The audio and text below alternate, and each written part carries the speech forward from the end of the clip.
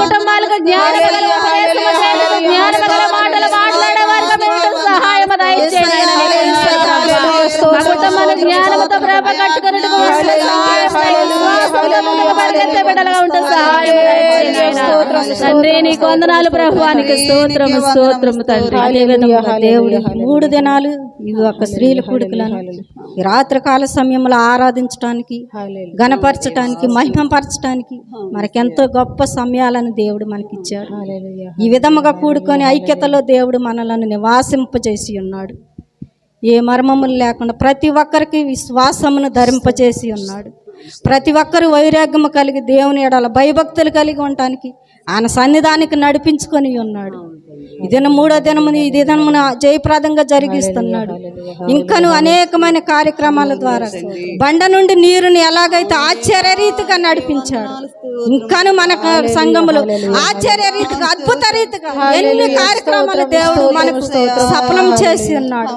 దేవుడు నిజమైన దేవుడుగా మనలను ఆయన ద్రాక్ష వల్ల మనలను తీగలుగా నిర్మించి ఉన్నాడు.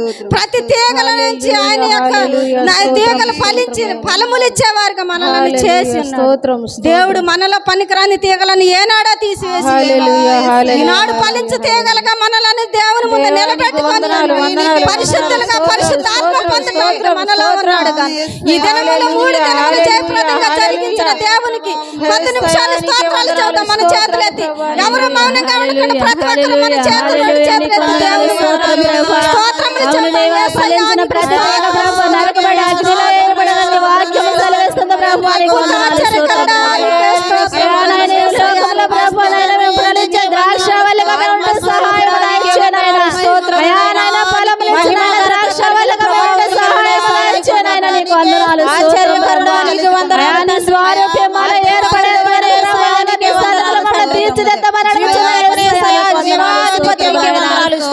నీకు వందనాలు స్తోత్రము నాయన. ఏ పేరు ఏ రీతిగా ప్రార్థించాడు ప్రభువా,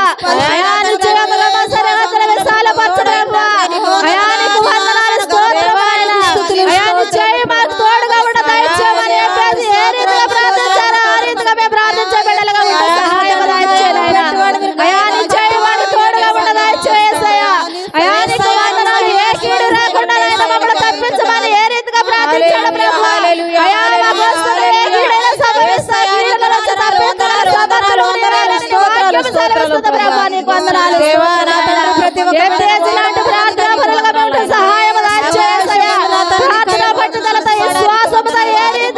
ఆశీర్వాదాలు పొందుకున్నాడు ప్రభు నాయన. ఆ రీతిగా ప్రభు నీ నుంచి ఆశీర్వాదాలు పొందుకునే బిడ్డలుగా ఉంటూ సహాయం దయచేయనైనా. అబ్రహాము నాయన సంతాన అబ్రహాము వారసత్వానికి ప్రభు నాయన అబ్రహాము ఆశీర్వాదానికి వారసులుగా ఉంటూ సహాయం దయచేయనైనా. వందనాలు స్తోత్రం ప్రభు. నీకు వందనాలు స్తోత్రము స్తోత్రము ప్రియ దేవుని సంఘ బిడ్డలారా, దేవుడు నిజంగా దైవజనురాల ద్వారా 3 దినములు మనతో మాట్లాడుతూ మనలో విశ్వాసం ఎలా స్థిరపడాలని, మన కన్నీటి ప్రార్థన ఏమైనదని, మన కన్నీటి ప్రార్థనకు దేవుడు జవాబిస్తున్నాడు. ప్రతి విషయంలోనూ మన కన్నీటి ప్రార్థన కలిగి ఉండాలని వేకువ జాములా లేసి కన్నీటితో విరచమ్మలే ఆ యొక్క దేవుని యొక్క వాక్యములను మనకు వివరిస్తున్నారు. జ్ఞానంతో కూడిన బోధన దైవజనురాల ద్వారా బిడ్డను బలముగా వాడుకుంటూ ఉన్నాడు. నిజంగా తెలియని విషయాలను మనకు తెలియజేస్తూ మనలను బలమైన మార్గంలోనికి నడిపిస్తూ నిజంగా దేవుడి దినము ఏం మాట్లాడబోతున్నాడు ప్రభా, ఏ పేజీని ఎలా నువ్వు వాడుకున్నావు, ఎలా ప్రార్థించాడు, యెహోషాపాతును నువ్వు ఎలాగ నాయన స్థిరపరిచావు ప్రభా. వారు చేసిన కన్నీటి ప్రార్థన దావీదు ఎలా చేసి ఉన్నాడు, మొదటగా ఎక్కడ ప్రార్థన మొదలయ్యిందనే దాని గురించి రాత్రి దినము దేవుడు మనతో మాట్లాడి ఉన్నాడు. ప్రతి ఒక్కరు దేవుని మాటకు ఒక్క మాట కానీ మనం ఎలా ఉన్నాము. ఈ దినము నుంచే ఎక్కువ జామున లేసి ప్రార్థించేవారుగా ఉన్నాము. ప్రతి విషయంలో పని పాటలకు వెళ్లే ముందు దేవుని ప్రార్థించేవారుగా ఉన్నాము. ప్రయాణం చేసే విషయాల్లో దేవుని ప్రార్థించే విషయముగా ఉన్నాము. మన బిడ్డలను బడికి పంపించే విషయంలో ప్రార్థించేవారుగా ఉన్నాము. మన కుటుంబ క్షేమము కొరకు ప్రార్థించేవారుగా ఉన్నాము. మొదటి స్థానము దేవుని ప్రార్థనతో ప్రార్థించేవారుగా రాత్రి అందు ఒక ఆశ కలిగి ఉన్నామా లేదా అనేది రాత్రి పరిశీలించుకో. దేవుడు నీకు ఏ ఆశ కావాలని అడుగుచున్నాడు. ప్రియ నేస్తమా, నీకు గుర్తుంచుకో, దేవుడు నీతో మాట్లాడబోతూ ఉన్నాడు. రాత్రి నువ్వు ఆశ కలిగి ఉండు. దేవుడు నీకు నిబంధన కలుగ చేస్తూ ఉన్నాడు. దేవుడు నీ ఆశని తీర్చడానికి సిద్ధం చేసి ఉంచావు. దేవుడు నువ్వు కోరుకో, నువ్వు ఆస్వాదించు, నువ్వు ఆస్వాదించు. దేవుడు సువాసనగా నిన్ను ఉంచాడు, సుగంధ పరిమళముగా నిన్ను దాచి ఉంచాడు. నీ ఆత్మయందు నమ్మకము కలిగిన నీ ఆత్మీయ పోరాటంలో స్థిరముగా నువ్వు సాగి దేవుడు నిన్ను స్థిరంగా ఉంచాడు.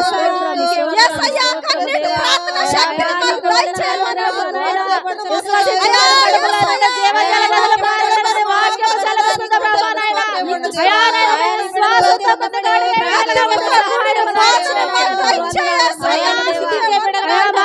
మా కుటుంబాల కొరకు మా పసిపిల్లల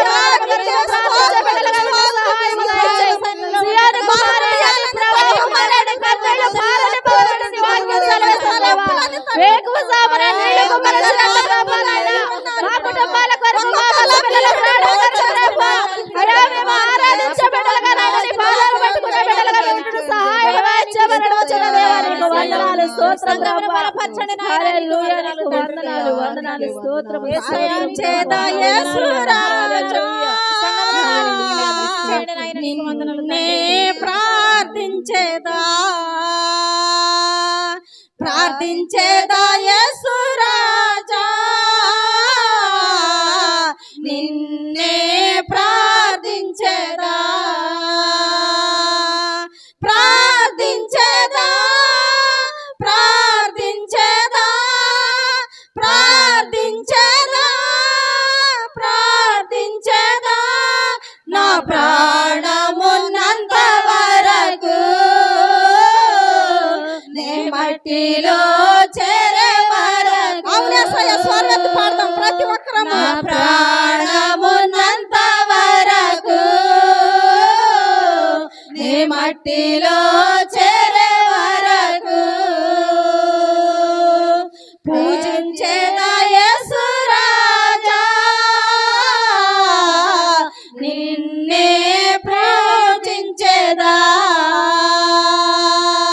పూజించేదా యేసు రాజా, నిన్నే పూజించేదా, పూజించేదా, పూజించేదా, పూజించేదా, పూజించేదా, నా ప్రాణమున్నంత వరకు నే మట్టిలో చేరే వరకు,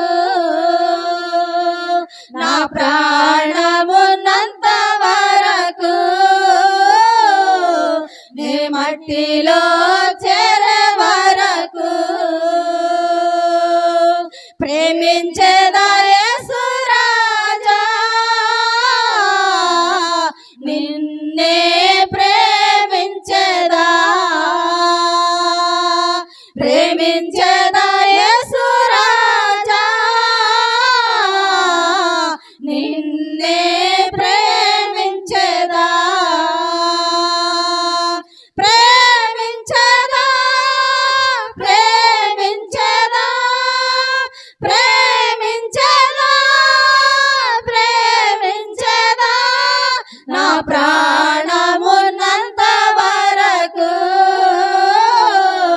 నే మట్టిలో చేరే వరకు, నా ప్రాణమున్నంత వరకు నే మట్టిలో చేరే వరకు. అవును బిడ్డలారా, దేవుని సన్నిధికి మనం వచ్చాము. దేవుడు మనలను బలపరిచున్నాడు, దేవుడు బలపరిచున్నాడు. దేవుడు ఏనాడు అన్ని ఎడల తలంపులు కలిగి ఉన్నాడు. ఈ దినము నువ్వు ఈ సన్నిధిలో ఉన్నాడంట. 2000 సంవత్సరాల క్రితమే నువ్వు నీ తల్లి గర్భమున పడకముందే దేవుడు నిన్ను సిద్ధపరిచి సన్నిధానానికి ఇటువంటి ధన్యతను కలిగి దేవుడు ఏ పాపము లేని వాడిని పరిశుద్ధుడు నీతిమంతుడు నాయనా, అటువంటి పరిశుద్ధత మనకు సమమైన వాడిగా చూశాడు ప్రభువు. అయ్యా దేవునికి మనం ఏ కృతజ్ఞతా భావం కలిగి ఉంటున్నామో నీవు నేను మరణ ఒకసారి పరిశుద్ధుకున్నాను. వందనాలు స్తోత్రము దేవ. క్రీస్తు స్వరూపి మనలో ఏర్పడాలి, క్రీస్తు స్వరూపి మనలో ఏర్పడే వారికి లోకంలో దేవునికి మహిమకరంగా జీవిస్తున్నామా లేదా? మరణ విశ్వాసం వేసుకునే వారుగా ఉండాలి. దినదినము మనల్ని సరి చేసుకునే బిడ్డలుగా ఉండాలి. మన అంతరాత్మ మనల్ని ప్రశ్నించుకునే బిడ్డలుగా ఉన్నామా లేదా? స్తోత్రం ప్రభువా, నీకు వందనాలు. స్తోత్రము స్తోత్రము నాయనా, నీకే వందనాలు. స్తోత్రము. చేయబడిన ప్రతి విజ్ఞాపన దేవుడు ఆలకించి మనకు జవాబిచ్చున్నాడు కనుక ఇంతవరకు చేసిన ప్రార్థన నిమిత్తమై దైవజనరాలు మనతో మాట్లాడలాగిన వాక్యం నిమిత్తం మన మధ్యలో ఉన్న కస్తూరమ్మ గారు ప్రార్థన చేస్తారు. ప్రతి ఒక్కరం ప్రార్థన పూర్వకంగా ఉందాం. స్తోత్రం స్తోత్రం స్తోత్రం యేసయ్యా, నీకే స్తోత్రం స్తోత్రం. అవును యేసయ్యా. హల్లెలూయా హల్లెలూయా హల్లెలూయా. స్తోత్రం స్తోత్రం. మహోన్నతుడా, మహాగణుడా, మహోన్నతుడా. హల్లెలూయా హల్లెలూయా హల్లెలూయా హల్లెలూయా. స్తోత్రం స్తోత్రం స్తోత్రం. చేసినందుకు వందనాలు. స్తోత్రములు దేవా. హల్లెలూయా హల్లెలూయా హల్లెలూయా హల్లెలూయా. స్తోత్రం స్తోత్రం స్తోత్రం. అవును తండ్రి, దేవానికి వందనాలు. స్తోత్రాలు చెల్లించుకుంటున్నాను. హల్లెలూయా యేసయ్యా, పరిశుద్ధాత్మ దేవానికి వందనాలు. హల్లెలూయా హల్లెలూయా హల్లెలూయా హల్లెలూయా హల్లెలూయా హల్లెలూయా హల్లెలూయా హల్లెలూయా హల్లెలూయా హల్లెలూయా. స్తోత్రం స్తోత్రం. అవును దేవానికి వందనాలు. స్తోత్రాలు స్తోత్రాలు చెల్లించుకుంటున్నాము దేవా. ఆత్మదేవానికి వందనాలు. స్తోత్రాలు దేవా. అవును యేసయ్యా, వందనాలు. స్తోత్రములు సహాయకుడై ఉన్నారు ప్రభా మీరు నాయనా. మధ్యలో నీ ఆత్మ నుంచినందుకే వందనాలు. హల్లెలూయా. స్తోత్రం స్తోత్రం. అవును తండ్రి, నీకు వందనాలు వందనాలు. స్తోత్రం స్తోత్రం. హల్లెలూయా హల్లెలూయా. అవును తండ్రి, నీకే హల్లెలూయా. స్తోత్రం యేసయ్యా. హల్లెలూయా తండ్రి, నీకే వందనాలు. హల్లెలూయా హల్లెలూయా. వందనాలు. స్తోత్రాలు హల్లెలూయా హల్లెలూయా హల్లెలూయా. స్తోత్రం స్తోత్రం స్తోత్రం. పనుడానికే వందనాలు. స్తోత్రం స్తోత్రం. నీవే హల్లెలూయా హల్లెలూయా హల్లెలూయా హల్లెలూయా హల్లెలూయా. స్తోత్రం స్తోత్రం. పరిశుద్ధుడా, స్తోత్రాలు తండ్రి. అవును ప్రభువా. జ్ఞానం మాకు దయచేయండి దేవా. స్తోత్రం స్తోత్రం. అవును తండ్రి, నీకే వందనాలు వందనాలు తండ్రి. యేసయ్యానికే స్తుతులు. స్తోత్రం స్తోత్రం. హల్లెలూయా హల్లెలూయా హల్లెలూయా. యేసయ్యానికే వందనాలు వందనాలు తండ్రి. నీకే స్తుతులు. స్తోత్రాలు చెల్లించుకుంటున్నాము. యేసయ్యా. పరిశుద్ధాత్మదేవానికే వందనాలు. స్తోత్రం. నీవే తోడు. ఆది అంతం నీవే తండ్రి. నీకే వందనాలు. స్తోత్రం స్తోత్రం తండ్రి. ఆమేన్. అదే విధంగా క్రిస్మస్ ఆరాధన, ఆల్ నైట్ ప్రేయర్ ఆరాధన, ఇంకా 31st నైట్ జరుగుతున్న ఆరాధన, జనవరి 1 జరుగుతున్న విందు కార్యక్రమం, ఆ రోజు జరుగుతున్న ఆరాధన, దేవుడు అన్ని విషయాల్లో ఇంతవరకు గొప్ప క్రియలు చేసి ఇంకా ముందు కూడా గొప్ప క్రియలు చేస్తున్న యేసయ్యకి కొద్ది నిమిషాలు చేతులు ఎత్తి స్తోత్రం చెబుదాం. హల్లెలూయా హల్లెలూయా హల్లెలూయా హల్లెలూయా. యేసయ్యానికే స్తోత్రం స్తోత్రం స్తోత్రం స్తోత్రం స్తోత్రం స్తోత్రం స్తోత్రం. యేసయ్యా స్తోత్రం స్తోత్రం స్తోత్రం. పరిశుద్ధాత్మ దేవానికే వందనాలు వందనాలు వందనాలు. యేసయ్యానికే స్తోత్రం స్తోత్రం స్తోత్రం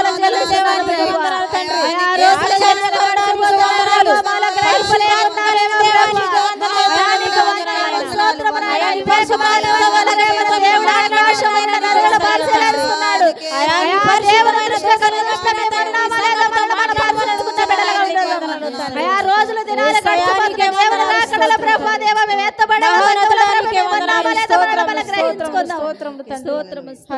ప్రార్థన చేసుకుందాము.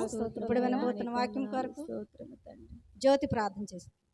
స్తోత్రము నాయన, స్తోత్రము నాయన, మహోన్నతుడ, మహోగణుడ, సర్వశక్తిమంతుడ, సర్వాధికారిని, సర్వాంతరయామి, నీకు వందనాలు. స్తోత్రము నా తండ్రి. అయ్యా సర్వముని ఎరిగిన యేసయ్య నీకు వందనాలు తండ్రి. అయ్యా వినపోచిన వాక్యంలో నా తండ్రి మీరు మాకు తోడు అయ్యి ఉండండి ప్రభు నా తండ్రి. అయ్యా దైవజనరాలు నిలబెట్టుకున్న నా తండ్రి మంచి శక్తిని బలమును చేకూర్చమని అడుగుతున్నాను ఆయన తండ్రి. అయ్యా దైవజనరాలు చెప్పబోతున్న మాటలు నా తండ్రి అయ్యా నా తండ్రి మంచి గ్రహింపుతో వినటానికి సహాయం దాయిచ్చండి తండ్రి. మంచి మనసుతో వినటానికి కూడా సహాయం దాయిచ్చండి ప్రభా నా తండ్రి. చెప్పుచున్నప్పుడు ప్రభా నా తండ్రి ఆత్మ నా తండ్రి అయ్యా నా తండ్రి నీ వాక్యం వైపు మళ్ళటానికి సహాయం దాయిచ్చండి ఆయన నీకు వందనాలు తండ్రి. అయా సాతానికి లోబడకుండా ప్రభు నా తండ్రి అయ్యా నీ పరిశుద్ధాత్మలో పడి ఉండటానికి బిడలు నా తండ్రి అయ్యా నా తండ్రి వాక్యం ఎత్తుతున్నప్పుడు ప్రభా నా తండ్రి అయ్యా నీ వాక్యం వైపు మీ వైపు చూచి నా తండ్రి అయ్యా నా తండ్రి ఆకలి కనుక దప్పికి తీరు వారి నా అలాగ నా ప్రభా నా తండ్రి ఆకలి కొరకు రుచి చూచిలాగా నా ప్రభా నా తండ్రి నీ వాక్యం కొరకు రుచి చూచే బిడ్డలుగా ఉండడానికి సహాయం దయచేయండి ప్రభా నా తండ్రి అయ్యా నా తండ్రి చెప్పబోచిన వాక్యం నా తండ్రి అయ్యా మీరే అంతట్లో ఉండి ప్రధానులుగా ఉండి నా తండ్రి అయ్యా మీరే నా తండ్రి ఘనత మహిమ మీకే తెచ్చుకోమని నా తండ్రి యేసు పరిశుద్ధ నామమును బట్టి అడిగి వేడుకొని ప్రార్థిస్తున్నాను పరమ తండ్రి ఆమేన్. కొన్ని ప్రార్థనా విజ్ఞాపనలు ఉన్నాయి, ప్రార్థన చేసుకుందాము. ఒక్క నిమిషం అందరు లేచి నిలబడండి.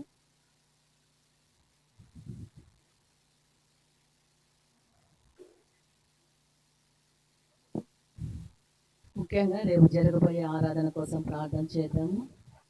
ఆ విధంగానే గురువారము, శుక్రవారము, శనివారం 3 రోజులు దేవుడు తన కృపచేత ఈ ఆరాధనలు జయప్రదంగా జరిగించినారు. ఆ విధంగానే మన సంఘ విశ్వాసైన కుమారాంటి వాళ్ళ పెద్ద కుమార్తె సీత వాళ్ళిద్దరు కుమార్తె కుమారుడు రేపు ఎగ్జామ్ రాయిస్తున్నారని మనకు తెలియచేసినారు. ఆ బిడ్డల కోసం ప్రార్థన చేయమని చెప్పినారు. ఆ బిడ్డలు రేపే పరీక్ష రాస్తుండగా దేవుడు తెలివి జ్ఞానమును ఆ విధంగానే ఆరోగ్యమును బలం దయచేయలాగున ఇద్దరు బిడ్డలు ఆ ఎగ్జామ్లలో మంచిగా రాసి పాస్ అయ్యి దేవుని సన్నిధిలో సాక్షిగా నిలబడలాగున ఆ విధంగానే మన మధ్యలో మొలగలపాటి వారి గూడెం నుంచి వచ్చిన నాని అక్క కోసం కూడా ప్రార్థన చేద్దాము. ఆ బిడ్డ భర్తను కోల్పోయి ఉన్నది మనకు తెలుసు. ఆ బిడ్డకు దేవుడు తోడుగా ఉండులాగున తనకిచ్చిన ఇద్దరు బిడ్డల్ని కూడా దేవుడు దీవించి ఆశీర్వదించులాగున కావలసిన ప్రతి అవసరతలన్నీ దేవుడు తన నామంలో తీర్చులాగున చెప్పిన విజ్ఞాపన ప్రార్థనలు జ్ఞాపకం చేసుకుంటూ సంఘమంతా కలిసి ప్రార్థన చేద్దాము. అవును తండ్రి, స్తోత్రం స్తోత్రం స్తోత్రం స్తోత్రం. హల్లెలూయా, నీకే వందనాలు వందనాలు వందనాలు వందనాలు. స్తోత్రం స్తోత్రం స్తోత్రం. యేసు నీకే వందనాలు వందనాలు వందనాలు. స్తోత్రం స్తోత్రం స్తోత్రం స్తోత్రం స్తోత్రం. తండ్రి నీకే వందనాలు వందనాలు. స్తోత్రం స్తోత్రం స్తోత్రం చెల్లించుకున్నాను దేవా. యేసయ్యా నీకే వందనాలు వందనాలు. స్తోత్రం స్తోత్రం స్తోత్రం స్తోత్రం.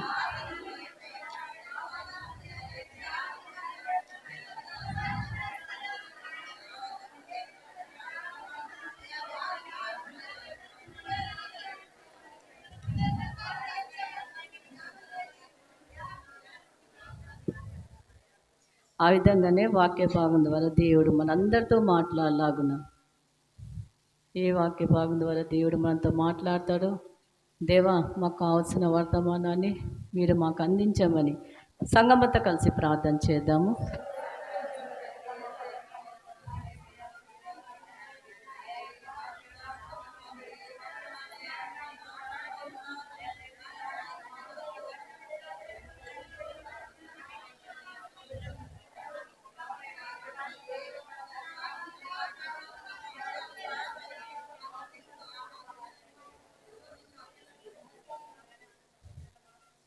ప్రార్థన చేసుకుందాము.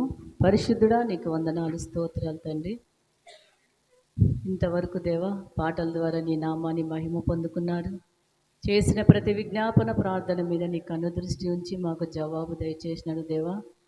వాక్య భాగంలోనికి వెలుచుండగా వినగల చెవి, గ్రహించగల మనసు ప్రతి ఒక్కరు దయచేయండి. ఎలాంటి నిద్రాత్మ కానీ తండ్రి, ఎలాంటి సోమరితనం బద్ధకం లేకుండా పరిశుద్ధాత్మదేవ ప్రతి ఒక్కరిని నీ స్వాధీనంలో ఉంచుకోమని అడుగుచున్నాం నాయన. రావాల్సిన వాళ్ళు ఇంకెవరైనా ఉంటే త్వరగా నీ మందిరానికి రప్పించుకోమని అడుగుచున్నాం దేవా. ఆరాధన ఆది నుంచి అంతం వరకు మీరే అధ్యక్షత వహించి నీ నామానికి మహిమ ఘనత ప్రభావాలు ఆరోపించుకోమని యేసు నామమున అడిగి వేడుకుంటున్నాము తండ్రి, ఆమేన్. కూర్చోండి అందరూ. యేసుక్రీస్తు నామమున మీ అందరికీ వందనాలు చెల్లించుకుంటున్నాను. గత 2 రోజులు దేవుడు తన కృపచేత ఆరాధనలు జయప్రదంగా జరిగించిన విధానాన్ని బట్టి దేవునికి కొద్ది నిమిషాలు స్తోత్రాలు చెల్లించుకుందాము. హల్లెలూయా. ఆ విధంగానే మొదటి రోజు మనం విన్నాం విశ్వాసం గురించి. ఆవగింజంత విశ్వాసం ఉంటే చాలు అన్నారు. బైబిల్ గ్రంథంలో 10 మంది కుష్ఠరోగులు ఉన్నారు. యేసు పలానా గ్రామానికి వస్తున్నారని తెలిసి ఆ 10 మంది కుష్ఠరోగులు ఏం చేసినారంట, యేసయ్య దగ్గరికి పోయి దావీదు కుమారుడా మమ్ముని కరుణించుము అన్నారంట. వెంటనే యేసయ్య ఏం చేశాడంటే, మీరు వెళ్ళి నీ యాజకునికి కనపరుచుకోమని చెప్పినారు. కనపరుచుకోవడానికి 10 మంది వెళ్తా ఉంటే దారిలోనే ఏమైనారు, వాళ్ళు శుద్ధి పొందినారు. వారిలో మటుకు ఒకడేం చేసినాడు, గ్రహించినాడు నాకు స్వస్థత కలిగింది అని.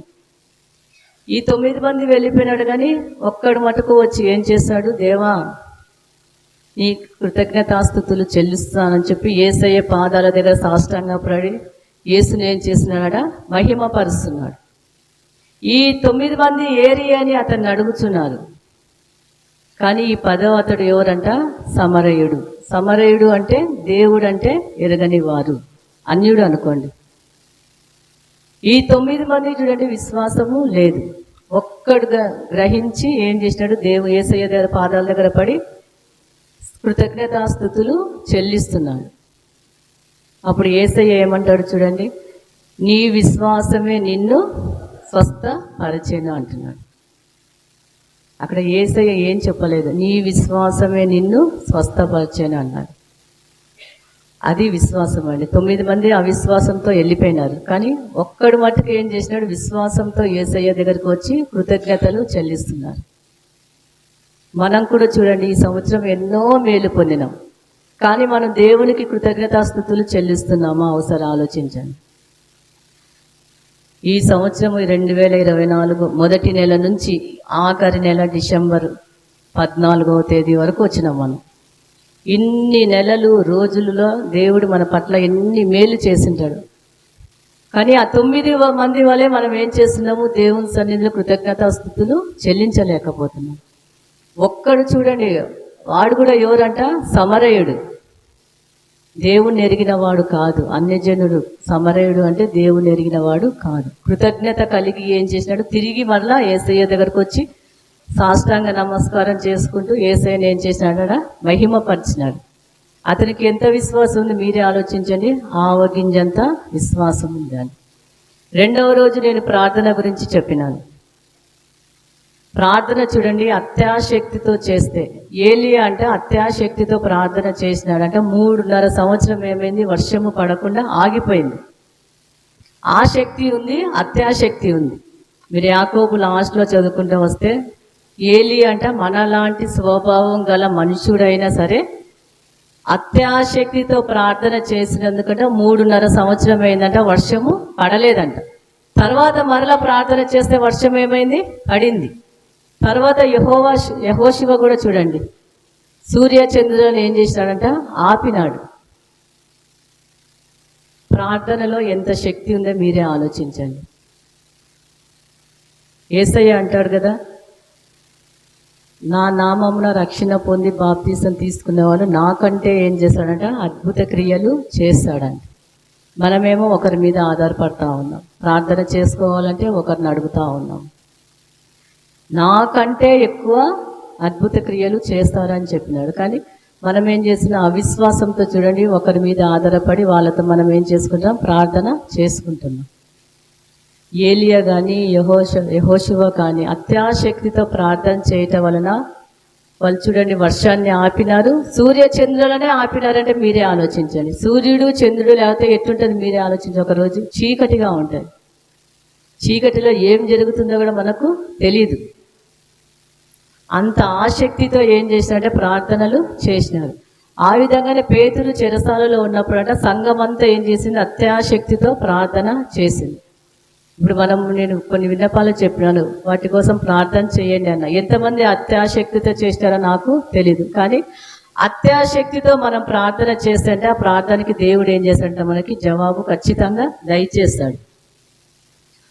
మానవుడైన ఏలియానే చూడండి వర్షాన్ని ఏం చేసినాడు, 3.5 సంవత్సరం ఏం చేసినాడ, పడకుండా ఆపినాడు ప్రార్థన ద్వారా. పేతురు చెరసాలలో ఉన్నప్పుడు సంఘమంతా ఏం చేసింది, అత్యాశక్తితో ప్రార్థన చేసింది. కాబట్టి ఎప్పుడైనా సరే మందిరంలో ఉన్నప్పుడు అందరూ లేచి నిలబడి ఒక్కొక్కరి కోసం ప్రార్థన చెయ్యండి అన్నప్పుడు మనం ఏం చేయాలి, అత్యాశక్తితో ప్రార్థనలు చెయ్యాలి. ఎందుకంటే బైబిల్ గ్రంథంలో చెప్పింది కదా, పేతురు చెరసాలలో ఉన్నప్పుడు ఏం చేసినంటే అత్యాశక్తితో ఏం చేసిన ప్రార్థనలు చేసినారు. కాబట్టి 2 రోజులు దేవుడు జయప్రదంగా జరిగించిన. మొదటి రోజు విశ్వాసం గురించి, 2వ రోజు ప్రార్థన గురించి మనకు తెలియజేసినాడు. 3వ రోజు చూద్దాం, వాక్య భాగంలోనికి వెళ్దాము. సామెతలు 8వ అధ్యాయము 5వ వచనం చదువుకుందాము. సామెతలు 8, 5వ వచనం చదువుకుందాం. జ్ఞానము లేని వారలారా, జ్ఞానము ఎట్టిదైనది తెలుసుకొనుడి. బుద్ధిహీనులారా, బుద్ధి ఎట్టిదైనదని యోచించి చూడుడి. జ్ఞానము లేని వారలారా, జ్ఞానము ఎట్టిదైనదని తెలుసుకొనుడి. బుద్ధిహీనులారా, బుద్ధి ఎట్టిదైనదని యోచించి చూడుడి.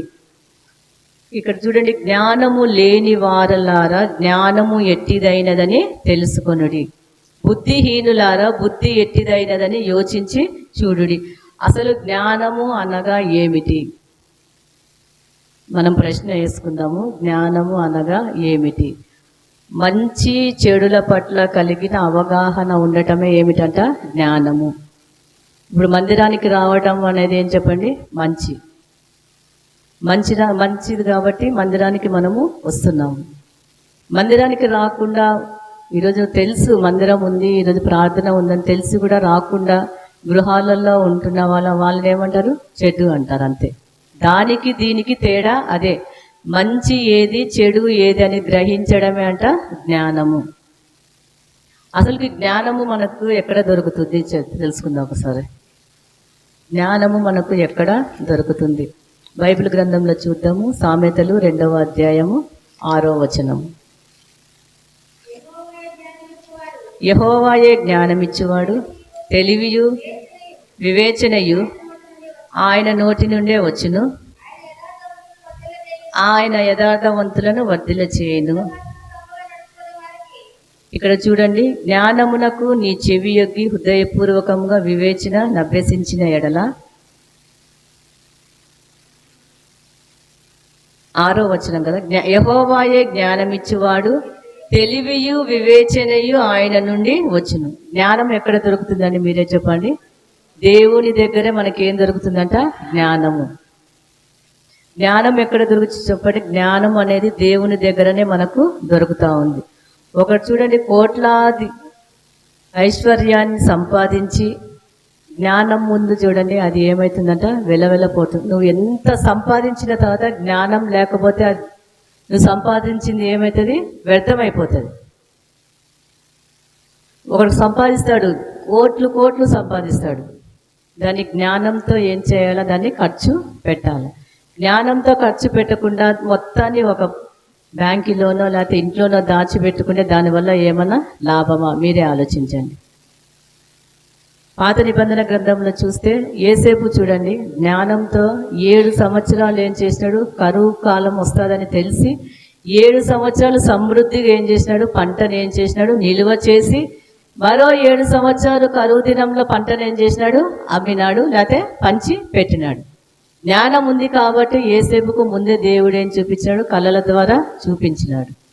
కాబట్టి దేవుని జ్ఞానంతో ఏం చేసినాడు? యేసేపు 7 సంవత్సరాలు పండిన పంటను ఏం చేసినాడు? సమృద్ధిగా 7 సంవత్సరాలు పండింది. ఆ పంటను ఏం చేసినాడు? నిల్వ చేసినాడు. తర్వాత చూడండి, 7 సంవత్సరాలు కరువు వచ్చినప్పుడు ఆ పంటని పండించి నిల్వ చేసిన పంటను ఏం చేసినాడు? అందరికీ పంచినాడు, లేకపోతే దానం చేసినాడు. అదే అండి జ్ఞానం. యేసేపుకు దేవుని జ్ఞానం ఉంది కాబట్టి కరువు దినాల్లో కూడా చూడండి, ప్రతి చుట్టూ గ్రామాలంతా కరువు, కానీ యేసేపు ఉన్న దేశం మటు కరువు లేకుండా ఏమైనారు? వాళ్ళు 7 సంవత్సరాలు పోషింపబడినారు. కాబట్టి మనకు జ్ఞానం ఎక్కడ దొరుకుతుంది చెప్పండి? దేవుని యొద్దనే మనకేం దొరుకుతుందంట? జ్ఞానము దొరుకుతూ ఉంది. ఇంకొక వాక్యం చూపిస్తా చూడండి. నీకు సామెతలు 3వ అధ్యాయం 13వ వచనం చదువుకుందాం. జ్ఞానము సంపాదించిన వాడు ధన్యుడు, వివేచన కలిగిన నరుడు ధన్యుడు. వెండి సంపాదించుట కంటే జ్ఞానము సంపాదించుట మేలు, అపరంజి సంపాదించుట కంటే జ్ఞాన లాభము నొందుట మేలు. పగడముల కంటే ప్రియమైనది నీ ఇష్ట వస్తువులన్నీయు దానితో సమానములు కావు.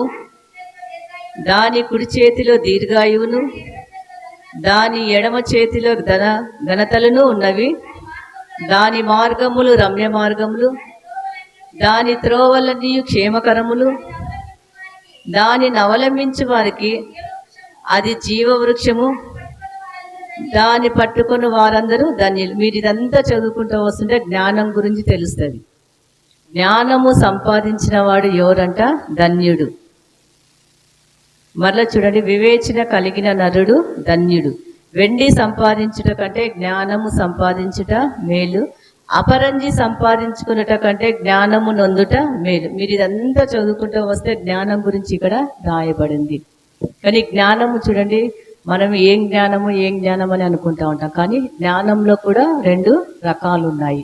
అది చూపిస్తే చూడండి, యాకోబు పత్రిక 3వ అధ్యాయము 13 నుంచి చదువుకుంటూ వద్దాము. యాకోబు పత్రిక 3వ అధ్యాయం 13వ వచనం నుంచి. మీలో జ్ఞాన వివేకములు గలవాడెవడు? వాడు జ్ఞానముతో కూడిన సాత్వికము గలవాడే తన యోగ్య ప్రవర్తన వలన తన క్రియలను కనపరచవలెను. అయితే మీ హృదయములలో సహింపనలవి కాని మత్సరమును వివాదమును ఉంచుకొనిన వారైతే అతిశయపడవద్దు. సత్యమునకు విరోధముగా అబద్ధమాడవద్దు. ఈ జ్ఞానము పైనుండి వచ్చినది కాక భూ సంబంధమైనదియు ప్రకృతి సంబంధమైనదియు దయ్యముల జ్ఞానము వంటిదినై ఉన్నది. ఏలయనగా మత్సరమును వివాదమును ఎక్కడ ఉండునో అక్కడ అల్లరియు ప్రతి నీచ కార్యములు ఉండును. అయితే పైనుండి వచ్చు జ్ఞానము మొట్టమొదట పవిత్రమైనది, తరువాత సమాధానకరమైనది, మృదువైనది, సులభముగా లోబడినది, కనికరముతోనూ మంచి ఫలములతోనూ నిండుకొనినది, పక్షపాతమైనను వేషధారణైనను లేనిదునై ఉన్నది. నీతి ఫలము సమాధానము చేయువారికి సమాధానమందు విత్తబడు. ఇక్కడ చూడండి, 2 జ్ఞానాలకు మనకు కనిపిస్తా ఉంది. ఒకటి పైనుంచి వచ్చు జ్ఞానం అంటే దేవుని జ్ఞానము. రెండవది చూడండి, భూ సంబంధమైన జ్ఞానము, లేకపోతే ప్రకృతి సంబంధమైన జ్ఞానము, లేకపోతే దయ్యముల జ్ఞానము. 2 పైనుండి వచ్చు జ్ఞానం అనేది ఒకటే పెట్టారు, కానీ భూ సంబంధమైన జ్ఞానము, ప్రకృతి సంబంధమైన జ్ఞానము, దయ్యముల జ్ఞానం అనేది ఈ లోకానికి సంబంధించింది. ఈ 3 చూడండి, భూ సంబంధమైనది, ప్రకృతి సంబంధమైనది, దయ్యముల జ్ఞానాన్ని ఒకటే, కానీ దాన్ని ఏం చేశాడు? 3 పోల్చినాడు. 3 ఈ జ్ఞానం ఎవరిలో ఉంటుందో వాళ్ళలో చూడండి, మత్సరమును వివాదమును ఎక్కడ ఉండునో అక్కడంట అల్లరియు ప్రతి నీచ కార్యములుండు. అయితే పైనుండి వచ్చి జ్ఞానం అంటే దేవుని జ్ఞానము. మొట్టమొదట ఎలా ఉంటుందట?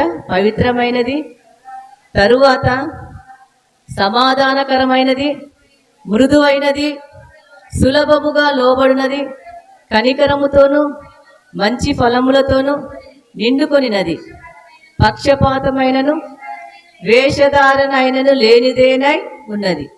ఇక చూడండి, 2 జ్ఞానాలు మనకి కనపడతా ఉన్నాయి. పైనుండి వచ్చే జ్ఞానంలో మనం చదివినాము.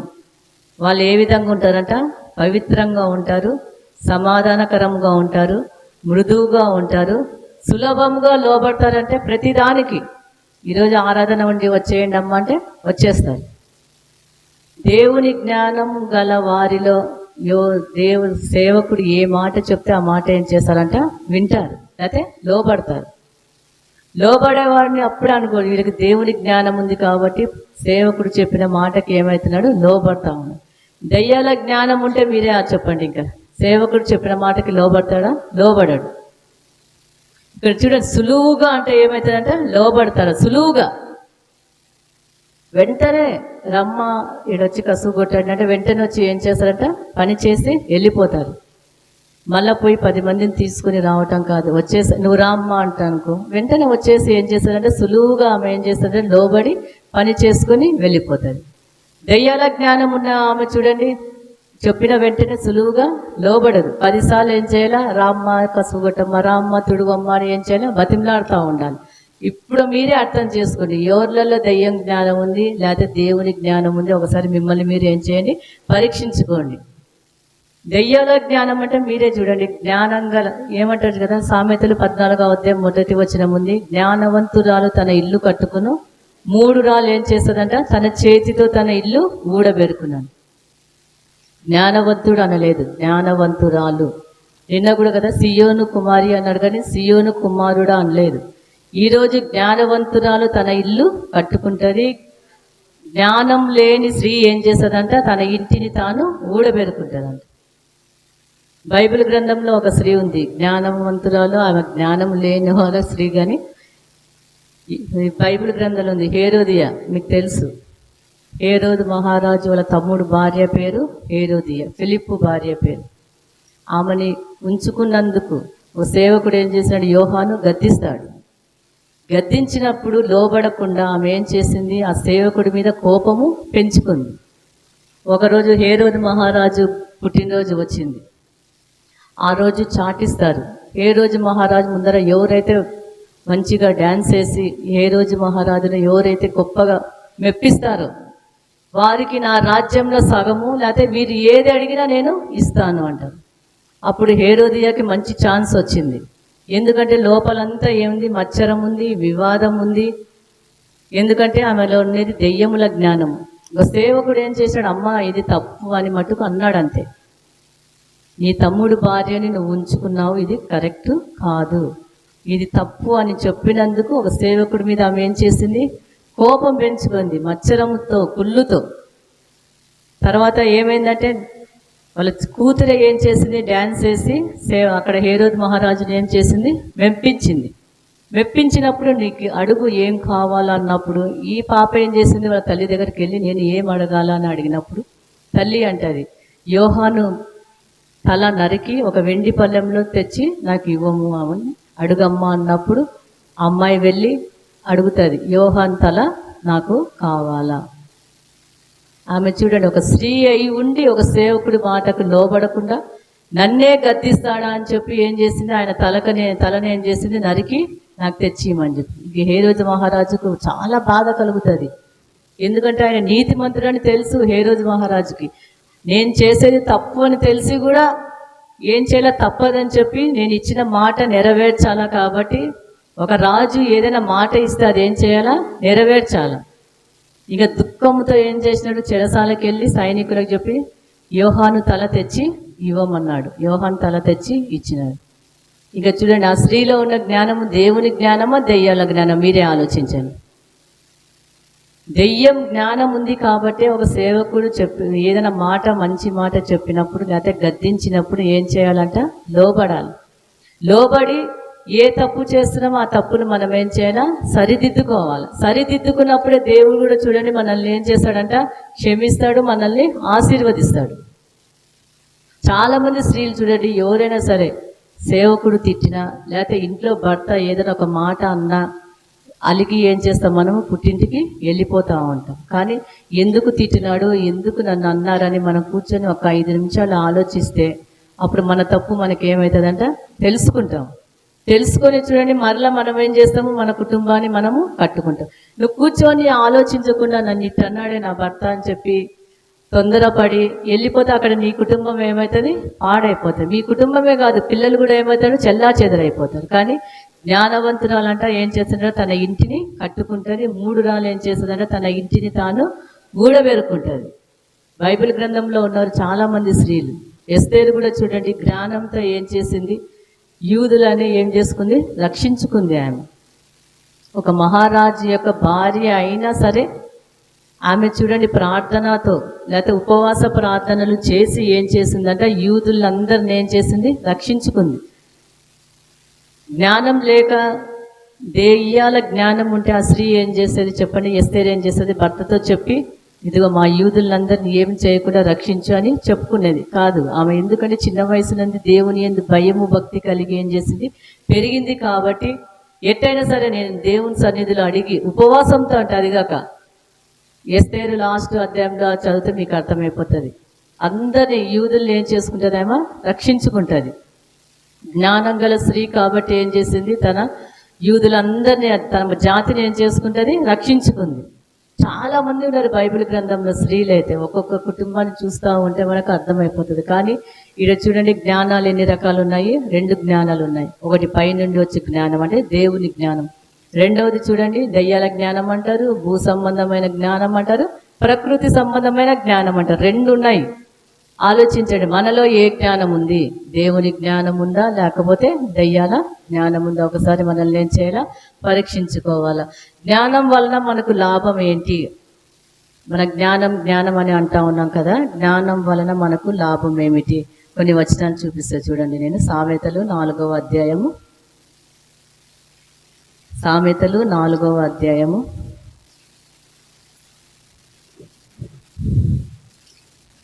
6వ వచనం చదువుకుందాము. జ్ఞానములను విడవక ఉండిన ఎడల అది నిన్ను కాపాడును, దాన్ని ప్రేమించిన ఎడల. ఇక్కడ చూడండి, జ్ఞానమును విడవక ఉండిన ఎడల, ఆ జ్ఞానం మనల్ని ఏం చేస్తుందంట? ఒకటి కాపాడుతుంది. 2 చూడండి, జ్ఞానమును ప్రేమించిన ఎడల అది నిన్ను ఏం చేస్తుందంట? రక్షిస్తుందంట. ఒకటేమో కాపాడుతుంది, రెండోది ఏంది? రక్షిస్తుంది. జ్ఞానంని మనం సంపాదించుకుంటే ఏం చూడండి, అదంటే మనల్ని ఏం చేస్తుందంట? కాపాడుతుంది. జ్ఞానాన్ని ప్రేమించిన ఎడల జ్ఞానం ఏం చేస్తుందంట? రక్షిస్తుంది. ఇంకొక వచనం చూపిస్తుంది చూడండి, సామెతలు 11వ అధ్యాయము 30వ వచనం. 11:30. నీతిమంతులు ఇచ్చు ఫలము జీవవృక్షము, జ్ఞానము గలవారు ఇతరులను ఏం చేస్తారంట? జ్ఞానం గలవారు ఏం చేస్తారంట? ఇతరులను రక్షిస్తారు. ఇంకోటి చూడండి, 27వ అధ్యాయము సామెతలు 11వ వచనం చదువుకుందాము. 27:11. నా కుమారుడా, జ్ఞానమును సంపాదించి నా హృదయమును సంతోషపరచుము, అప్పుడు నన్ను నిందించు వారితో నేను ధైర్యముగా మాట్లాడుతాను. నా కుమారుడు జ్ఞానమును సంపాదించి నా హృదయమును సంతోషపరచమంటాడు. ఇక్కడ ఏమంటారు? నా కుమారుడా, జ్ఞానమును సంపాదించి నా హృదయమును సంతోషపరచమంటాడు. దేవుని హృదయాన్ని సంతోషపరచాలంటే మనం ఏం చేయాలా? జ్ఞానాన్ని సంపాదించాలి. కానీ మన జ్ఞానం సంపాదించుకోవడానికి ఎక్కడ వస్తున్నాము? ఆస్తిపాస్తులు, లేకపోతే పొలాలు, ఇండ్లు, అవి సంపాదించుకోవడానికి మనం ఏం చేస్తున్నాము? ప్రయాసపడుతున్నాం. కానీ జ్ఞానం సంపాదించుకోవడానికి మటుకు మనం ఏం చేయట్లేదు? ప్రయాస పడటం లేదు. జ్ఞానం సంపాదించుకోవటానికి మనం ఏం చేయాలా? ప్రయాస పడాలి. అప్పుడంటే దేవుణ్ణి అంటే మనం ఏం చేసినట్టంట? సంతోషింప చేసినట్లు. బైబిల్ గ్రంథంలో ఒక స్త్రీ ఉంది, ఆమె పేరు ఇవ్వలేదు. కానీ ఆమె అంటే చూడండి, 2వ రాజులు 4వ అధ్యాయము, 2వ రాజులు 4వ అధ్యాయము. ఇక్కడ ఒక స్త్రీ చూడండి,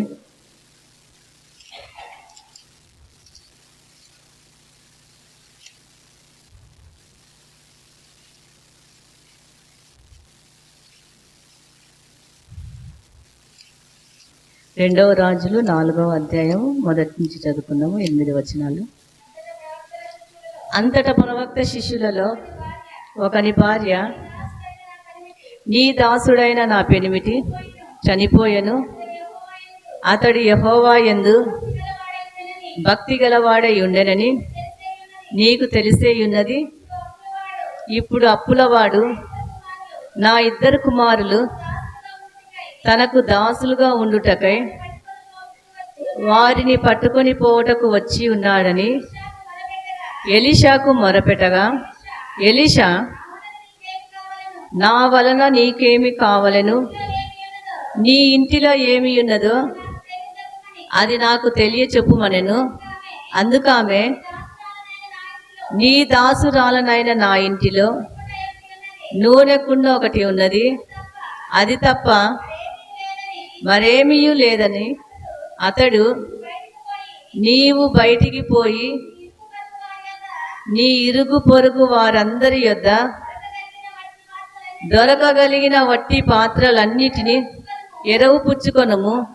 అప్పుడు నీవు నీ ఇంటిలోకి వచ్చి నీవును నీ కుమారులను లోపల నుండి తలుపు మూసి ఆ పాత్రలన్నిటిలో నూనె పోసి నిండినవని ఒక పక్కున ఉంచమని ఆమెతో సెలవీయగా ఆమె అతని యొద్ద నుండి పోయి తానును కుమారులను లోపల నుండి తలుపు మూసి కుమారులు తెచ్చిన పాత్రలలో నూనె పోసెను.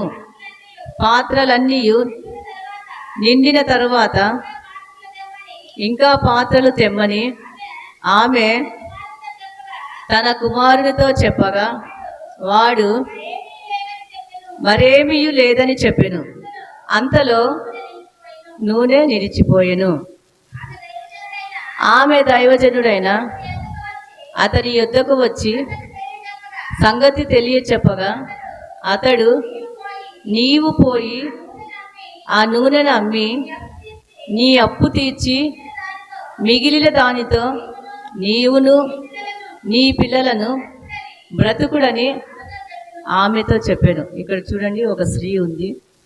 ఆమె భర్త చూడండి అప్పు చేసి చనిపోయినాడు. అప్పు ఇచ్చిన యజమానుడు వచ్చి నా అప్పు తీర్చని చెప్పి ఆ స్త్రీని ఏం చేస్తున్నాడు, బలవంతము చేస్తున్నాడు. నువ్వు అప్పు తీర్చకపోతే నీ దగ్గర నీకు 2 కుమారులు ఉన్నారు కదా, నీ కుమారులను నేను తీసుకొని వెళ్తానని చెప్పి ఆ స్త్రీని ఏం చేస్తున్నాడు, తొందర పెడతా ఉన్నాడు. కానీ ఆ స్త్రీ చూడండి అప్పు కోసం ఒకరింటికి వెళ్ళలేదు, అప్పు కోసము తల్లిదండ్రుల దగ్గరికి వెళ్ళలేదు, అప్పు కోసం తోబొట్టుల దగ్గరికి వెళ్ళలేదు. ఇక్కడ ఆలోచించండి, అప్పు చేసింది ఎవరు? భర్త. చేసి చనిపోయినాడు. తర్వాత వచ్చి అడిగింది ఎవరు? భార్యను అడుగుతా ఉన్నారు.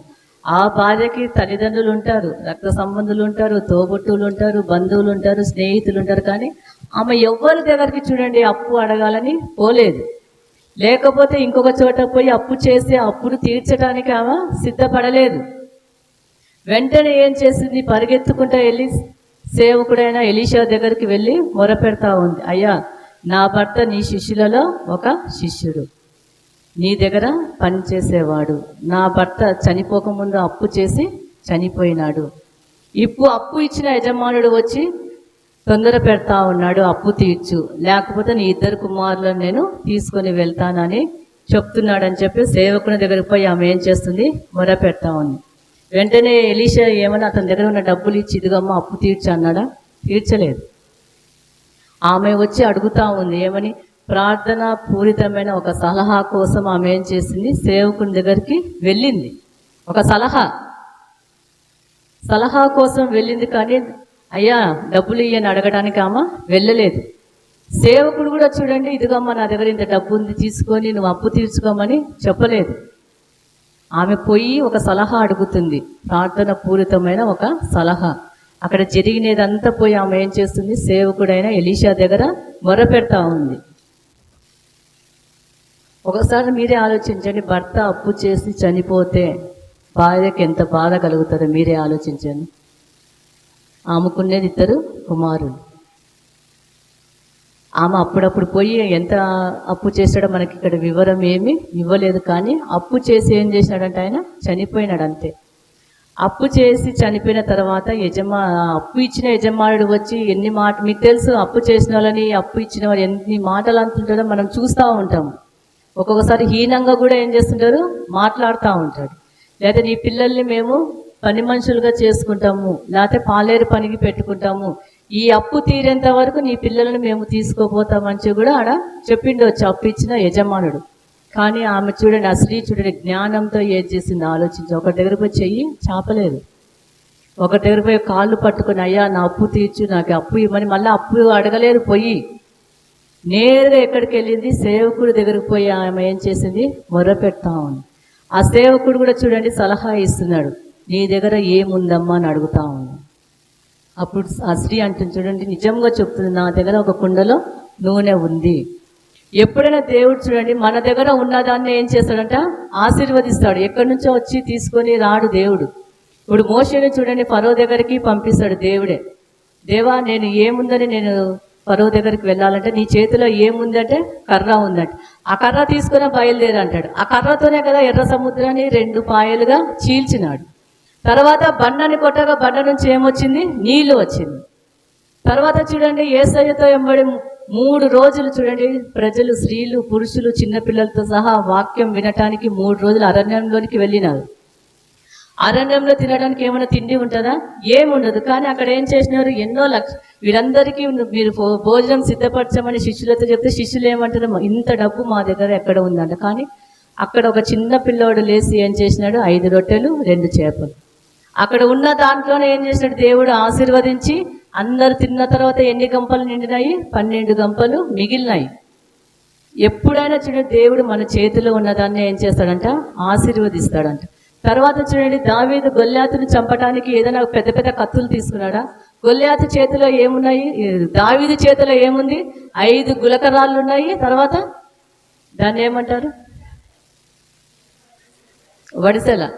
5 గులకరాలు వడిసెలను ఏం చేసినాడు, దేవుడు దీవించినాడు కాబట్టి ఆ గొల్యాతుని ఏం చేసినా ఒక్క రాయితో చంపినాడు. పైనుంచి బాణము లేకపోతే విల్లు ఇచ్చినాడా దేవుడు? ఏమన్నా ఇదిగో దీంతో చంపు అని పైనుంచి పంపించినాడా? లేదు. ఎప్పుడైనా చూడండి, దేవుడు మన దగ్గర ఉన్న దాన్నే ఏం చేస్తాడంట, ఆశీర్వదిస్తాడంట. మోషేని పంపించడానికి కర్ర ఉంది, చాలు, నీకేం అవసరం లేదన్నాడు. గొల్యాతుని చంపడానికి వడిసెల ఉంది, రాళ్ళు ఉన్నాయి, చాలు అన్నాడు. అన్ని వేల మందికి భోజనాన్ని సిద్ధపరిచింది ఒక చిన్న పిల్లోడు ఏం చేసినాడు, 5 రొట్టెలు 2 చేపల్ని ఇచ్చినాడు. దాన్ని ఆశీర్వదించినాడు. దేవుడు ఏం చేశాడు, మొత్తం తిన్నాగా వినాక మిగిలినదని 12 గంపలు. ఇప్పుడు చూడండి, నీ దగ్గర ఏముందమ్మా అని అడిగినప్పుడు ఆ స్త్రీ చూడు నిజంగా చెప్తా ఉంది, నా దగ్గర కొద్దిగా నూనె ఉంది అన్నాడు. ఒకవేళ ఆమె అబద్ధం చెప్పింటే అక్కడ పరిస్థితి ఎట్టుందో మనకు తెలియదు. ఎందుకు నా దగ్గర ఏముంది అని అడుగుతున్నాడు ప్రవక్త? నా దగ్గర ఉండేది ఈయన తీసుకుంటాడా, లేకపోతే ఇది తీసుకొని ఇదిగా నాకు కానుక ఇది ఇచ్చిపో అని ఏమని అంటాడా? అమ్మ అనుమానం ఏం పడలేదు. చూడండి, ఆలోచించండి. ఆ స్త్రీ చూడండి జ్ఞానంతో, నీ దగ్గర ఏముందమ్మా అంటే నా దగ్గర ఇంత నూనె ఉంది అన్న, నిజాయితీగా చెప్పుకున్నాను. తర్వాత అప్పుడు ప్రవక్త అంటాడు, నువ్వు వెళ్ళు, నీ ఇరుగు పొరుగు వారి దగ్గర ఉన్న పాత్రలన్నీ ఏం చెయ్యి, అరువు తెచ్చుకో. తర్వాత రూములోనికి వెళ్ళి నీ గడి వేసుకో. రూమ్లోనికి వెళ్ళి గడి వేసుకోమన్నాడు. యేసయ్య అంటాడు కదా, నువ్వు వెళ్ళు, నువ్వు రూమ్లోనికి వెళ్ళి నీవు ఏమన్నాడు చూడు, మీరే చెప్పండి, రహస్యమందు చూచుచున్న నీ తండ్రికి నువ్వు మొరపెట్టు అంటాడు. ఈ స్త్రీకి కూడా ఏమన్నాడు, నువ్వు రూమ్లోకి వెళ్ళు, నువ్వు నీ కుమారులు గడి వేసుకోమన్నాడు. అప్పుడు రహస్యమందు చిన్న తండ్రి ఏం చేస్తున్నాడో వాళ్ళను చూస్తున్నాడు. ఆ నూనెను ఏం చేసినాడు, బయట నుంచి తెచ్చిన పాత్రలలో ఆ నూనెను అంతటిని ఏం చేసినాడు, పోసినారు. తర్వాత తల్లి అంటుంది, ఇంకా ఏమైనా పాత్రలు ఉన్నాయా అంటే లేవు అనే లోపల ఆ నూనె కూడా ఏమైందంట, ఆగిపోయింది. ఒక స్త్రీ అయి ఉండి చూడండి, అప్పు చేసిన భర్త ఆ అప్పును తీర్చటానికి ఎవరి దగ్గరికి పోలేదేమో, బంధువుల దగ్గరికి వెళ్ళలేదు. మనం చూడండి, ఏదైనా అప్పు ఉందంటే చాలు ఎవరినో ఒకరిని అడుగుతాము, నాకు అప్పు ఇయ్యి, లేకపోతే లోన్లు తీసుకోవడం కూడా పెద్ద తప్పే అంట. ఈరోజు నేను ఒక బుక్లో చదువుతాను, నేను లోన్లు తీసుకున్నాను అని అన్ని మనం గొప్పగా చెప్పుకుంటాం, కానీ లోన్లు తీసుకోవడం కూడా అంటే అప్పు చేసిన దాంతో సమానం అంట. నాకే దిమ్మ తిరిగింది, లోన్ తీసుకోవడం కూడా అప్పు చేసిన దానితో సమానం అంట. లోన్ తీసుకుంటాము, అది కూడా అప్పే కదా. అప్పు చేయడం చూడండి, దేవుని చిత్తము కాదు. అప్పు చేయుట అంట అవిశ్వాసమునకు గుర్తు అంట. దేవుడు మనల్ని ఏం చేసినాడు, మీరు అప్పు ఇచ్చేవారుగా చేసినాను కానీ అప్పు తీసుకునేవారుగా చేసినానని చెప్పినాడా? మీరే ఆలోచించండి. మనల్ని తలగా చేసినాడా, తోకగా చేసినాడా? తలగా చేస్తాను అన్నాడు కానీ తోకగా చేసినాడని చెప్పలేదు కదా. మీరు ఒకరికి ఏం చేశారంటే అప్పు ఇచ్చేవారుగా నేను చేసినా కానీ మీరు ఒకరి దగ్గర పోయి అప్పు తీసుకునేవారుగా ఉంటున్నారు అంటాడు. దేవుడు బాధపడతా ఉన్నాడు. కానీ ఈ స్త్రీ చూడండి, భర్త చేసిన దానికి ఈ స్త్రీ ఇక్కడ ఏం చేస్తుంది, బాధ అనుభవిస్తూ ఉంది. కానీ తెలివితో జ్ఞానంతో ఆమె ఏం చేసింది, సేవకుని దగ్గరికి వెళ్ళింది, ఒక సలహా అడిగింది. సేవకుడు చెప్పిన సలహా ప్రకారం ఆమె పాటించింది కాబట్టి అప్పు తీర్చుకుంది. జీవితాంతం ఏం చేసింది, సుఖంగా ఆమె బ్రతికింది. పనికి కూడా పోలేదు ఆమె, పనికి పోలేదు, కష్టపడలేదు. మగపిల్లలు ఇద్దరిని కూలి పనికి పంపలేదు. వాళ్ళు తెచ్చే డబ్బుల ద్వారా ఆమె అప్పులు తీర్చలేదు. కానీ సేవకుడు చెప్పిన ఒక సలహా ఆమె ఏం చేసింది, పాటించింది. నూనె ఉంది, నీ గిన్నెలలో పోయి నూనె పోయిపో అని అన్నప్పుడు ఆమె ఏం చేయాలా, గిన్నెలన్నీ ఎట్టు సరిపోతుంది అయ్యా ఇంత కొద్దిగా నూనె అనే ప్రశ్న వేసిందా? వెయ్యలేదు. గుడ్డిగా నమ్మింది సేవకుడు చెప్పిన మాటని. ఈ నూనె ఇన్ని పాత్రలు తీసుకురమ్మంటున్నావు, ఉండేది ఇంత కొద్దిగా నూనె, ఈ పాత్రలలో ఈ నూనె అంతా నేను ఏ విధంగా పొయ్యాలా అని అడిగిందా? అడగలేదు. నువ్వు వెళ్ళి నీ చుట్టుపక్కల ఉన్న వాళ్ళ పాత్రలన్నీ ఎరువుగా తెచ్చుకొని రూములకు వెళ్ళి గడి వేసుకొని నువ్వు ఏం చేయమన్నాడు? నీ దగ్గర ఉన్న నూనెని పాత్రలంతా పోయమన్నాడు. ఆ మాట ప్రకారం ఆమె ఏం చేసింది? వెళ్ళింది అంతే. ఆడ సేవకుడికి ఏం చేసిందమ్మా? విధేయత చూపించింది కాబట్టి అక్కడ దేవుడు ఏం చేసినాడు? ఒక అద్భుతం అక్కడ జరిగించినాడు. ఒకవేళ సేవకుని దగ్గరికి వెళ్ళి సేవకునికి సలహా అడగకుండా బయట వాళ్ళని వెళ్ళి సలహా అడిగి, లేకపోతే అక్కడ ఉంటారు కదా వాళ్ళకున్న ప్రెసిడెంట్, వాళ్ళ దేశానికి ఎవరుంటారో రాజులు, వాళ్ళ దగ్గరికి వెళ్ళి చెయ్యి చాపింటే ఆమె పరిస్థితి ఏమైతే? అప్పుకి ఏమవుతుంది? ఇంకా చక్రవడ్డీలు అవుతుంది. వడ్డీ పెరుగుకుంటే ఏమవుతుంది? లాస్ట్కి ఏం అవుతుందో కూడా తెలియదు. కానీ జ్ఞానంతో ఆ స్త్రీ ఏం చేసింది? సేవకుని దగ్గరికి వెళ్ళి ప్రార్థన పూరితమైన ఏం చేసింది? సలహాను ఆమె తీసుకుంది. సేవకుడు చెప్పిన సలహా ప్రకారం ఆమె చేసింది కాబట్టి ఆమె అప్పులన్నీ ఏమైంది? తీరిపోయింది. జీవితాంతం కూర్చొని తినే ధన్యత దేవుడు ఆమెకు ఇచ్చినాడు. ఆమె జ్ఞానంతో ఏం చేసింది? తన ఇంటిని కట్టుకుంది. ఇంటిని కట్టుకోవడం అంటే మిద్దెలు మేడ అది కట్టుకోవడం కాదు. ఈమె చూడ ఎంత చక్కగా జ్ఞానంతో ఏం చేసింది? భర్త చేసిన అప్పునంతా ఏం చేసింది? ఆమె తీర్చింది. పిల్లలకి చూడండి, ఒక్క పనికి కూడా పోనీకుండా ఆమె ఏం చేసింది? సురక్షితంగా కాపాడుకుంది.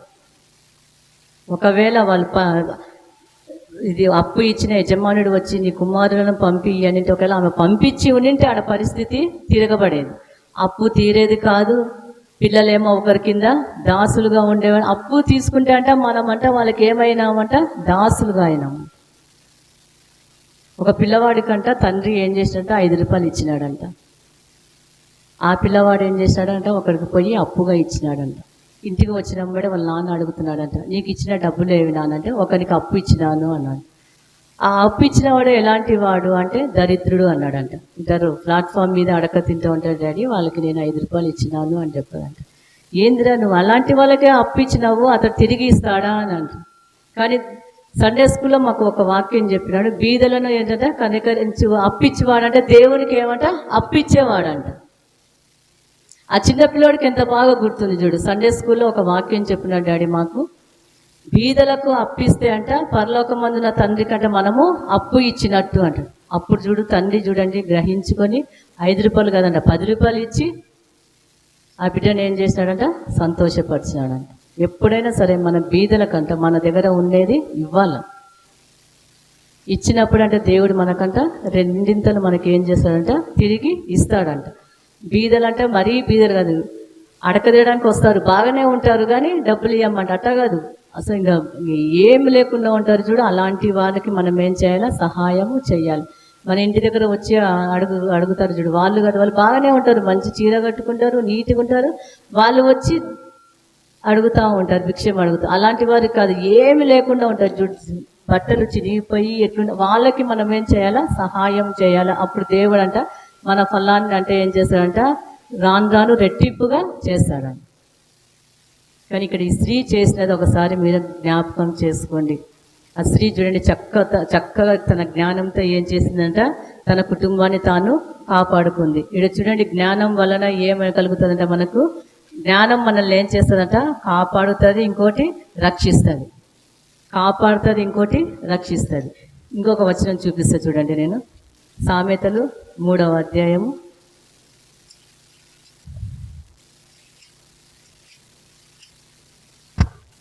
35వ వచనం చదువుకుందాము.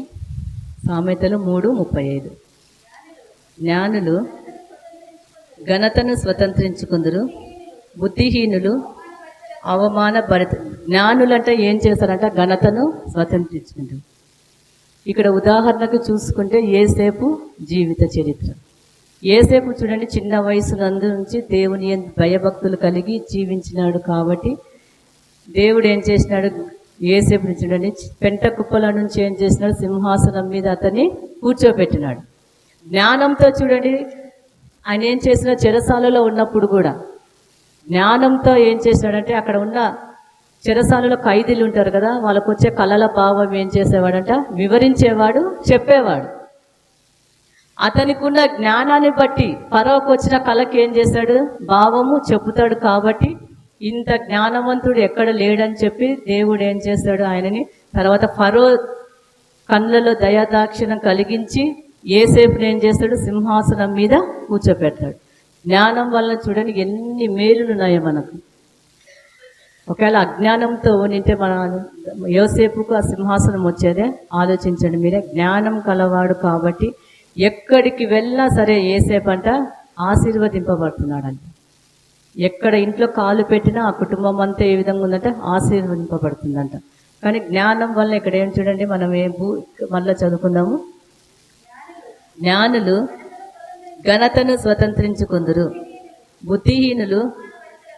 బుద్ధిహీనులు ఏమవుతారంట అవమాన భరితులు అగుదురు. జ్ఞానులు ఏం చేస్తాడంట, మరలా చదువుకుందాము, ఘనతను ఏం చేసుకుంటాడంట స్వతంత్రించుకున్నాడు. ఇక్కడ జ్ఞానుడు యోసేపు జ్ఞానుడు కాబట్టి అక్కడ ఘనతను ఏం చేసుకున్నాడు స్వతంత్రించుకున్నాడు.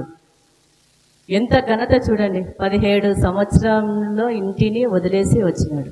ఇంటిని వదిలేసి రాలేదు. వాళ్ళ అన్నలో ఏం చేసినాడు, ఒకడేమో చంపాలనుకున్నాడు, ఒకడేమో గుంతలో పడేసినాడు, ఇంకొకడేమో వద్దులే అమ్మి వేద్దామని అమ్మి వేసినాడు. 17 ఏండ్ల నుంచి 30 సంవత్సరాల వరకు యోసేపుకి ఏంది శ్రమలే, కష్టాలే, సుఖం లేదు అసలుకు.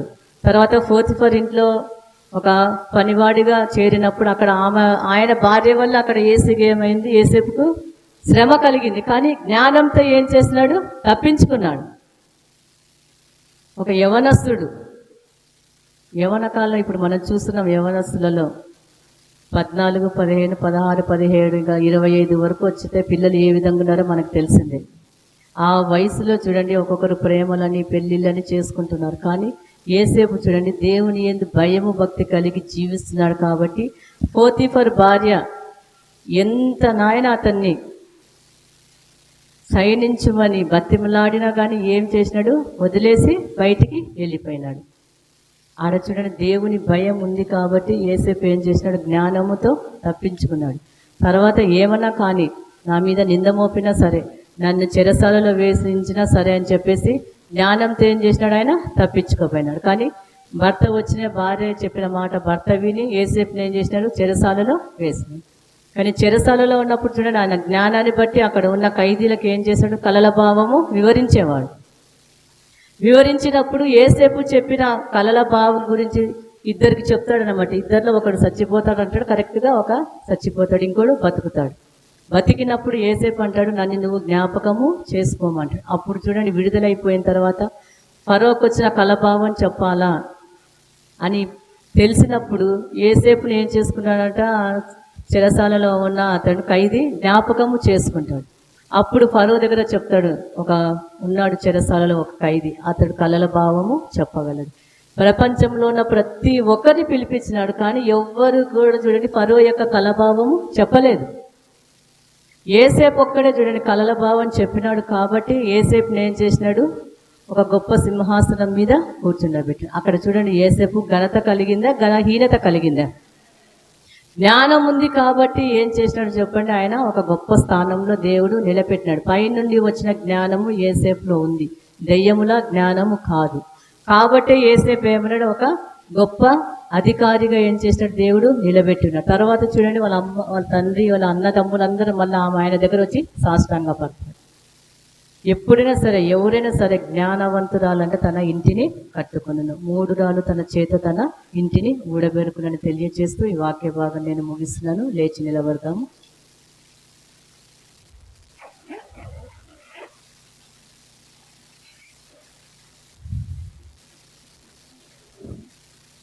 ప్రతి ఒక్కరు లేచి నిలబడతాము, ప్రార్థన చేసుకుందాము. విన్న వాక్యాన్ని జ్ఞాపకం చేసుకుంటూ 2 చేతులు ఎత్తి దేవుణ్ణి ఘనపరుస్తాము కొద్ది నిమిషము. హల్లెలూయా, స్తోత్రం స్తోత్రం స్తోత్రం స్తోత్రం స్తోత్రం స్తోత్రం స్తోత్రం. హల్లెలూయా, స్తోత్రం స్తోత్రం స్తోత్రం స్తోత్రం. తండ్రి నీకే వందనాలు వందనాలు స్తోత్రం.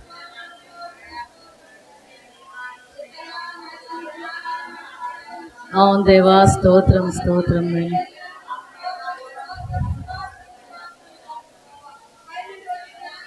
అవును తండ్రి నీకే వందనాలు వందనాలు వందనాలు వందనాలు. స్తోత్రం స్తోత్రం స్తోత్రం. అవును దేవా, స్తోత్రం స్తోత్రం స్తోత్రం స్తోత్రం స్తోత్రం.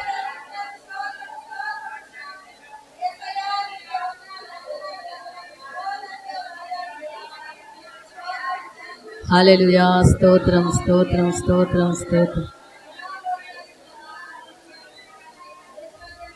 ఆ విధంగానే రేపు జరగబోయే ఆరాధన కోసం ప్రార్థన చేద్దాము. త్వరగా రేపు ప్రతి ఒక్క విశ్వాసి కుటుంబాలు పనిని ముగించుకొని మొదటి ప్రార్థనలోనే వచ్చి కలుసుకొని దేవుణ్ణి ఆరాధించేవారుగా, ఆ విధంగానే చుట్టుపక్కల గ్రామాల నుంచి వచ్చే వారి కోసం కూడా ప్రార్థన చేద్దాం. కరెంటు వల్ల, వాతావరణం వల్ల ఎలాంటి ఆటంకాలు లేకుండా పాటల్లోనూ, ఆ విధంగానే ఆరాధనలోను, వాక్య భాగంలోను దేవుడు మనందరితో మాట్లాడలాగున, మందిరం నిండి పొర్లే జన సమూహాన్ని దేవుడు తీసుకొని వచ్చేలాగున, యవన బిడ్డలను, స్త్రీలను, పురుషులను, చిన్నలను, వృద్ధాప్యంలో ఉన్న వారిని ప్రతి ఒక్కరు దేవుడు తోడుకొని వచ్చేలాగున రేపు జరగబోయే ఆరాధన కోసం సంఘమంతా కలిసి ప్రార్థన చేద్దాము. హల్లెలూయా, స్తోత్రం స్తోత్రం. తండ్రి నీకే వందనాలు, స్తోత్రం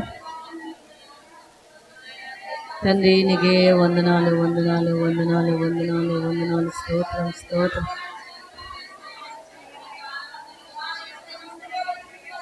అవును దేవా, స్తోత్రం స్తోత్రం స్తోత్రం.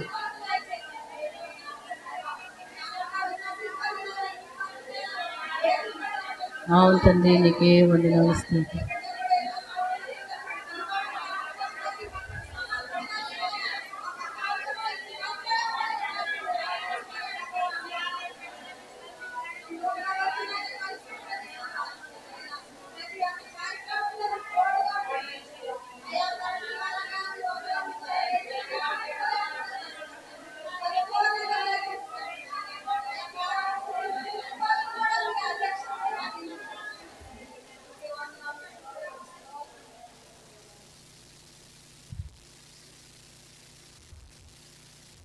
ప్రార్థన చేసుకుందాము.